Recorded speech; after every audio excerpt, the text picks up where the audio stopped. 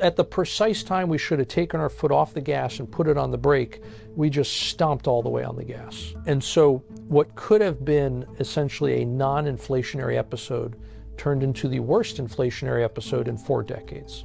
5 months into the Trump administration, I sit down with EJ Antoni, chief economist at the Heritage Foundation, to find out how Americans are faring financially today. If all we saw was growth, you'd need like 7% annual growth year after year in order to outgrow this mess. You're not going to get 7% growth per annum. You're just not.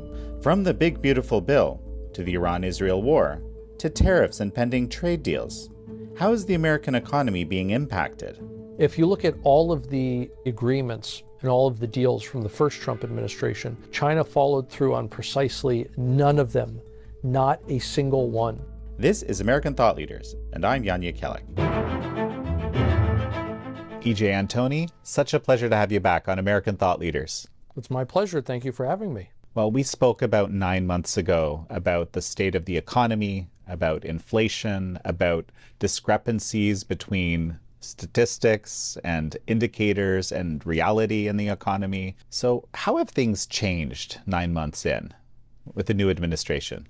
It's interesting to see we still have some of those problems that we discussed previously, whether those are problems just with the statistics or problems in the real economy. But it's remarkable how in just a few months we've already seen a tremendous amount of progress, a tremendous amount of change, so much so that it's actually showing up in the macro level data, and we're seeing how it affects people in just in terms of their daily life.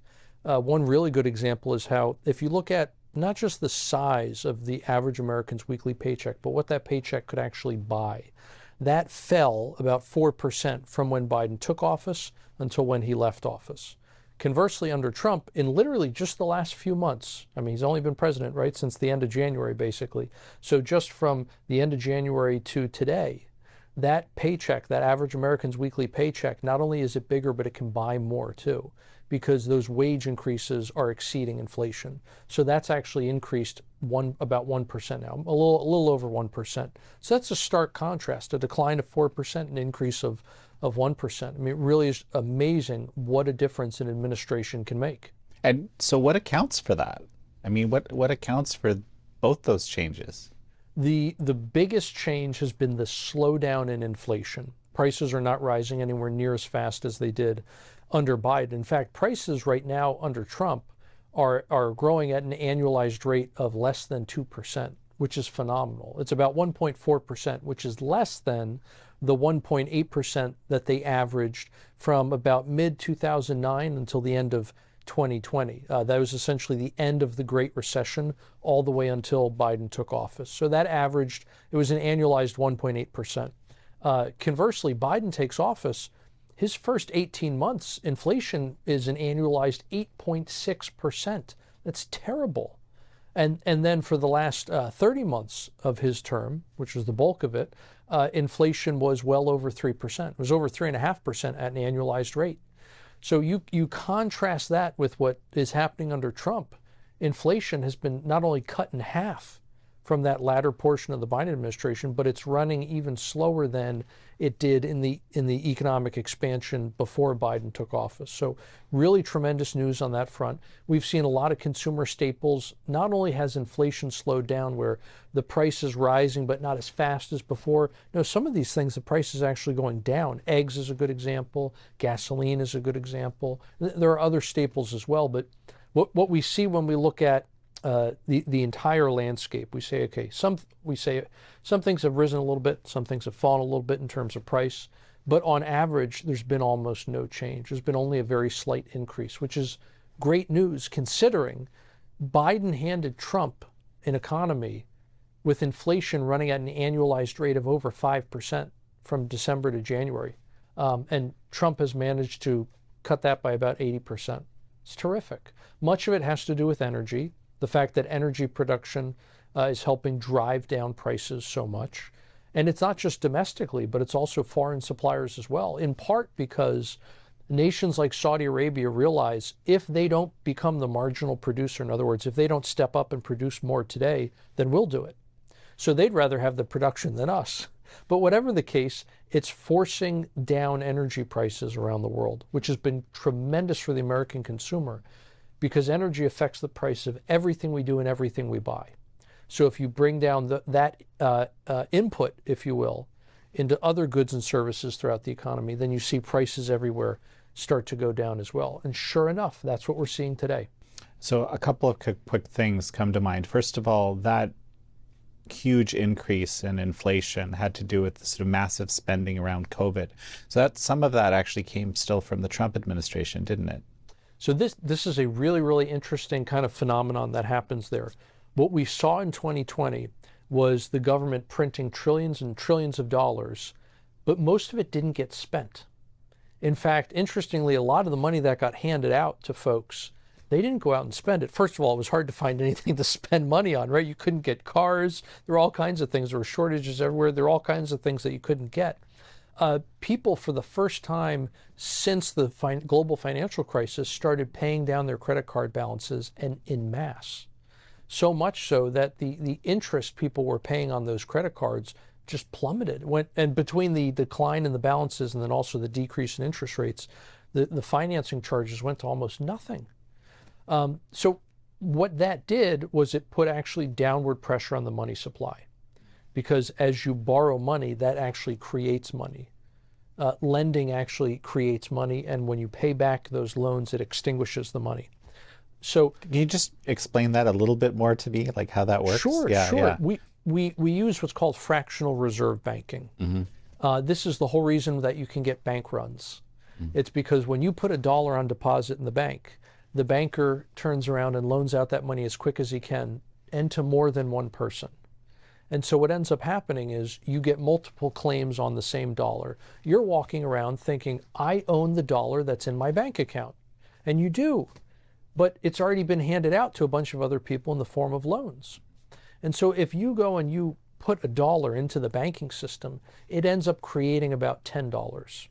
It's the original dollar plus about 9 additional dollars because the money gets lent out.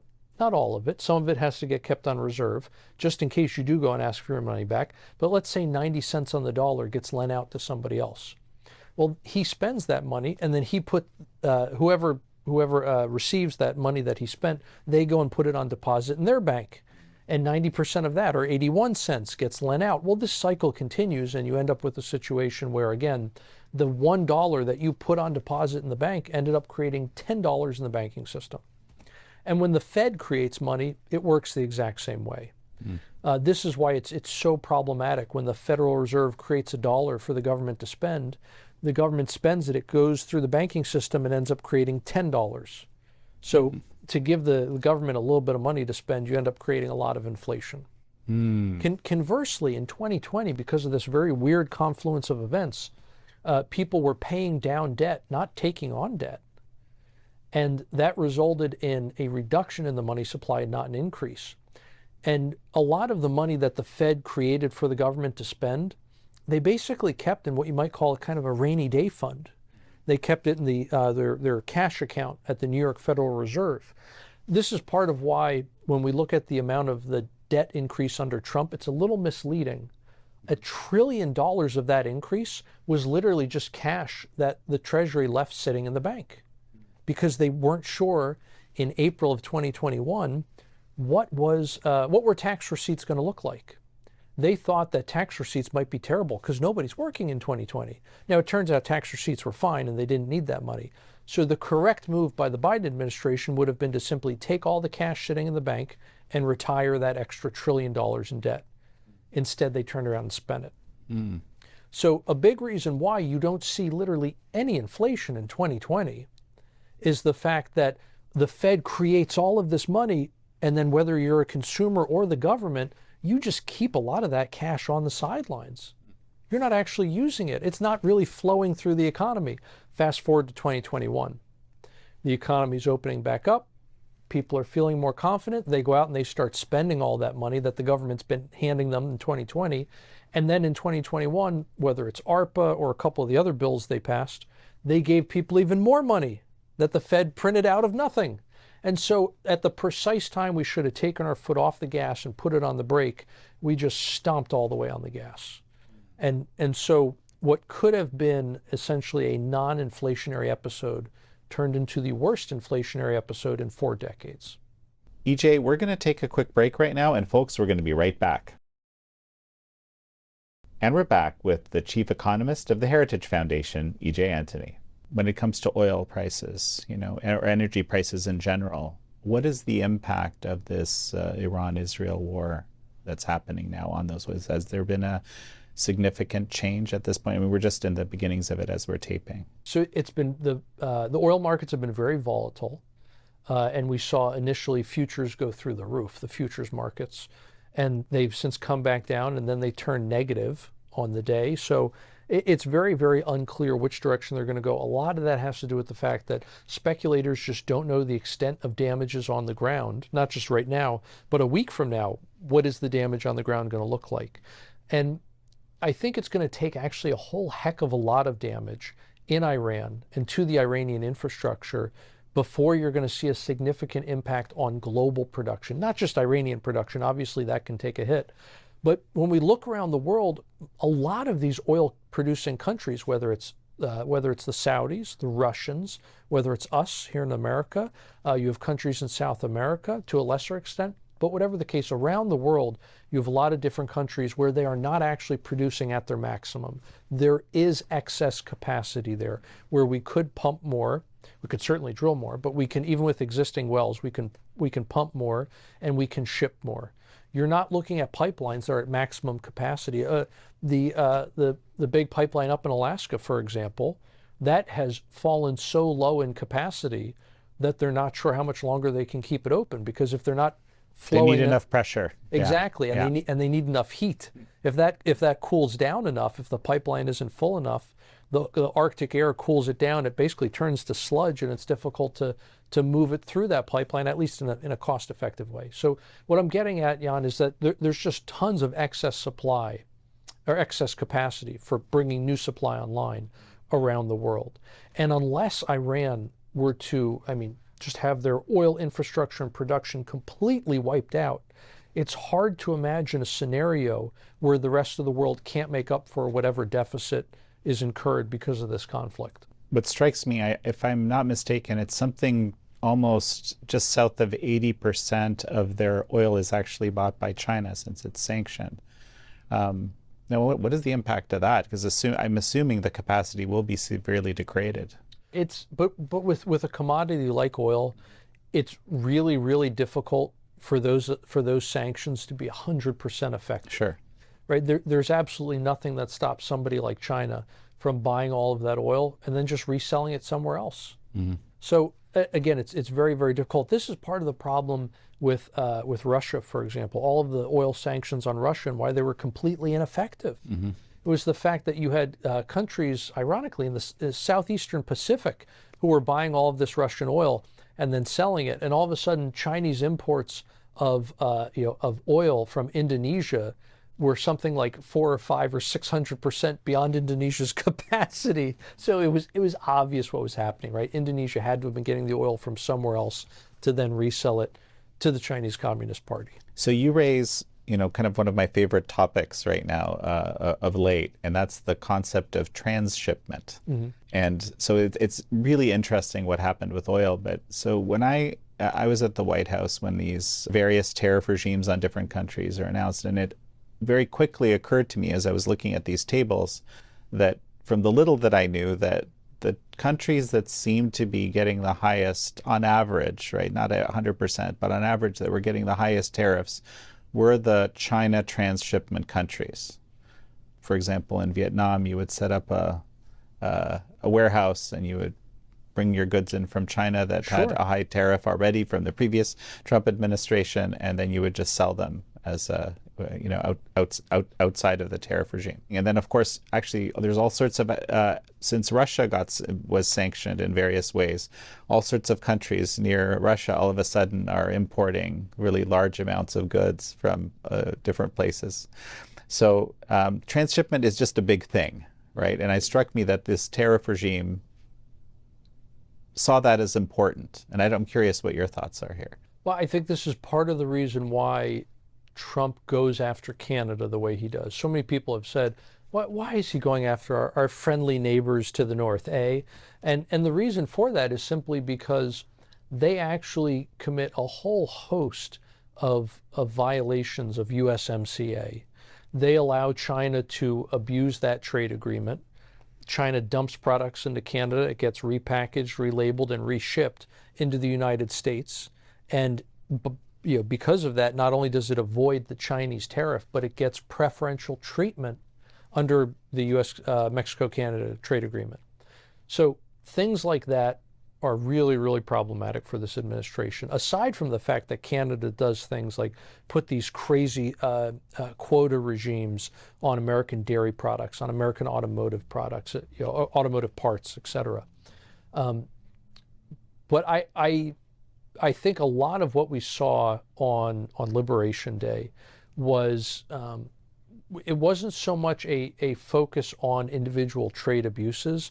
It was just looking at trade deficits, which I have to say I'm not a fan of, right? And I appreciate the fact that since then, the administration seems to be, I think, reevaluating that approach, where they're not so concerned about, do we run a trade deficit with this country or not, specifically a trade deficit in products as opposed to services. Less of a focus on that and more of a focus on, we need to counter the Chinese Communist Party, number one. They're a number one adversary.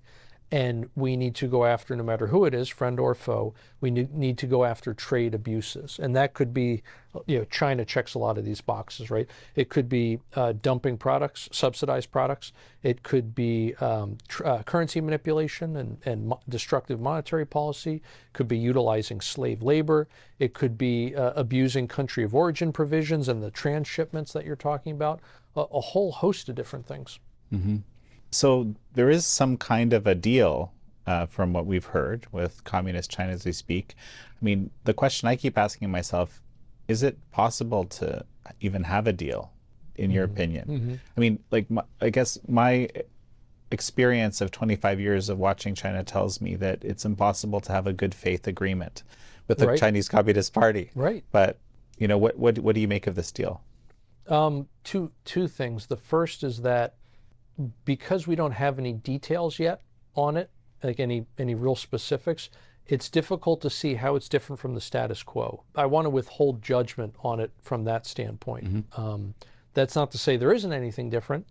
I just haven't seen those details yet. So we'll wait and see. Hopefully it's an improvement over the status quo and not simply the status quo or, heaven forbid, making things worse. To your point, though, on how we can't trust the CCP, if you look at all of the agreements and all of the deals from the first Trump administration, China followed through on precisely none of them, not a single one. And because of COVID, we saw a lot of waivers and things, right? Because getting supply chains normalized was the only priority. But as soon as 2021 came around and supply chains did normalize, and we have a couple different ways to measure that, but it's clear by the end of 2021 that things were fine. Supply chains were actually in better shape then than they were in 2019. But what we saw was the Biden administration that had no interest whatsoever in actually going after the CCP for any of these violations. And the Biden administration did nothing to enforce any of the deals that were already on the books.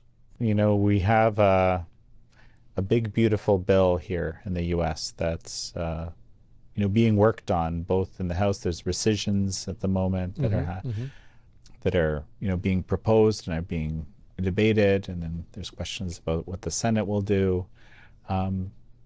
Give me a picture of where things, and there's a ton of criticism of this bill, but the administration and many members of Congress are determined to get it passed. So where do things stand? So right now we're waiting on the Senate to make whatever changes they want. It's clear it's not going to pass as is through the Senate. So the question just becomes, is the Senate going to make just a little bit of change, or are they going to make a lot of change to the bill? I'm thinking they might make quite a few changes. It's not as if they're going to scrap it and rewrite the whole thing, but I think some pretty substantive changes for a couple of reasons. One, the massive increase in the state and local or SALT tax deduction. That state and local tax deduction, it has certain constituencies in the House. Can I jump in? Sure. For the benefit of those who are not kind of in the know, what is this bill? Oh, sure. So this is essentially, it's what we call a reconciliation bill. And it's basically trying to finance the government for a decent period of time. And it looks at a 10-year budget window, simply because those are the rules. We use a 10-year budget window. And because it's reconciliation, it's not regular order, it can pass through both houses with a simple majority, so you don't have to worry about that 60-vote filibuster in the Senate. But it comes with a lot of caveats. For example, we can't be making changes to discretionary spending. We can only be looking at mandatory spending. If you do change spending, if you do change taxes, it has to be neutral over that 10-year budget window that we mentioned. So it's pretty constrained. And this is where, when guys like Elon Musk get very angry the bill doesn't cut enough, he's got a point. But you also need to understand there's a lot of spending that's off limits in this bill. You can't cut it no matter how much you want to. That has to be done either through regular order or the rescissions packages, which we can get to. So again, reconciliation it's difficult because you're very limited in what you can do and in the things you can touch, and there's a lot of stuff that's off limits. So now give me a picture of where things stand. But what the big, beautiful bill does is, although the debt will still go up, it goes up at a slower rate. So this is why you'll hear people from the administration saying, this cuts spending. Okay, it cuts the increase in spending, which is why people on the left will say, this bill increases spending. Yes, but it increases it at a slower rate. So you can see how there's a little bit of spin going on, I think, in either instance. But at the end of the day, probably the most important takeaway, and I think the most honest assessment, is that the bill is a step in the right direction. It doesn't go far enough, but it's better than the alternative of doing nothing. If we live in a world where it's this kind of this binary choice, do we pass the bill or do we just stick with the status quo? Passing the bill is definitely the right choice. Because if you don't, you have a $4.5 trillion tax increase on the American people, of which almost all of it, $4 trillion out of the $4.5 trillion, is going to fall on the middle class. Well, EJ Antoni, it's such a pleasure to have had you on. It'd be my pleasure, and thank you for having me today. Thank you all for joining EJ Antoni and me on this episode of American Thought Leaders. I'm your host, Jan Jekielek.